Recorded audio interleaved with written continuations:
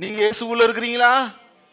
இதை தான் பவுல் தெளிவான ஒரு வெளிப்பாடாக எழுதுகிறார். 1 தெசலோனிக்கேயர் புஸ்தகம் 1ஆம் அதிகாரம் 1ஆம் வசனம் பாருங்க. இந்த வெளிப்பாடெல்லாம் கிடைச்ச பிறகு என் பிரீச்சிங்கே மாறிடுச்சு. பவுலும் சில்வானும் தீமோத்தேயுவும் பிதாவாகிய தேவனுக்குள்ளும் கர்த்தராகிய இயேசு கிறிஸ்துவுக்குள்ளும் இருக்கிற சபை. சபை எங்கே இருக்கிறது? அது பிதாவுக்குள் இருக்கிறது. சபை எங்கே இருக்கிறது? அது கிறிஸ்துவுக்குள் இருக்கிறது. அதனால் தான் நீங்கள் சபைக்குள்ள இருக்க வேண்டும். இல்ல சொல்ல, அன்பின் குமாரனுடைய ராஜ்யத்துக்குள்ள இருக்கிறேன், சத்தியம் உள்ளவருக்குள்ள இருக்கிறேன், பிதாவுக்குள்ள இருக்கிறேன். பிசாசு உங்களுக்கு தொட முடியுமா? இதை தான் கொலோசியர் புஸ்தகத்தில் 3ஆம் அதிகாரத்தில் போட்டிருக்குது.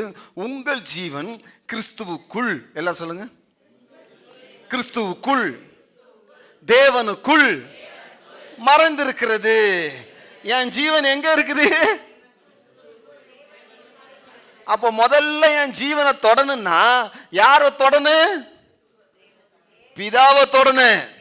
அதுக்கப்புறம் பிதாவை ஜெயிச்ச பிறகு குமாரனை ஜெயிக்கணும். அப்புறம் தான் என் ஜீவனை தொட முடியும். ஏன்னா பிதா கிட்ட போகவே முடியாது பிசாசு. எந்த மந்திரமும் போக முடியாது, எந்த பலவீனமும் போக முடியாது. ஏன்னா நான் ஒரு பாதுகாப்பான இடத்துல நான் இருக்கிறேன். எல்லாம் சொல்லுங்க, நான் ஒரு பாதுகாப்பான இடத்துல நான் இருக்கிறேன். இதைத்தான் யூதா சொல்லி இருக்குது, இயேசு கிறிஸ்துவினால் காக்கப்பட்டவர்கள் நீங்கள். எல்லாம் சொல்லுங்க, நான் இயேசு கிறிஸ்துவால காக்கப்பட்டிருக்கிறேன், இயேசு கிறிஸ்துவுக்குள்ள இருக்கிறேன். இயேசு இதே போதனையை சொல்றாரு. ஆடு என் கையில கொடுக்கப்பட்டிருக்குது, என் கையில இருக்குது. எனக்கு கொடுத்த பிதா அதிலும் பெரியவராய் இருக்கிறார். அப்ப நான் எங்க இருக்கிறேன்? நான் இயேசு கிறிஸ்துவுடைய கரத்துக்குள்ள இருக்கிறேன். அந்த கரத்துக்கு மேல பிதாவுடைய ஹேண்ட் இருக்குது. அதனால நான் பாதுகாப்பான இடத்துல இருக்கிறேன். எல்லாம் சத்தமா, நான் பாதுகாப்பான இடத்துல இருக்கிறேன். பிசாசு தொட முடியாத இடத்துல இருக்கிறேன். பில்லி சுனியும் தொட முடியாத இடத்துல இருக்கிறேன். வறுமை தொட முடியாத இடத்துல இருக்கிறேன். வியாதி தொட முடியாத இடத்துல இருக்கிறேன். நான் பிதாவுக்குள்ள இருக்கிறேன். நான் இயேசு கிறிஸ்துவுக்குள்ள இருக்கிறேன்.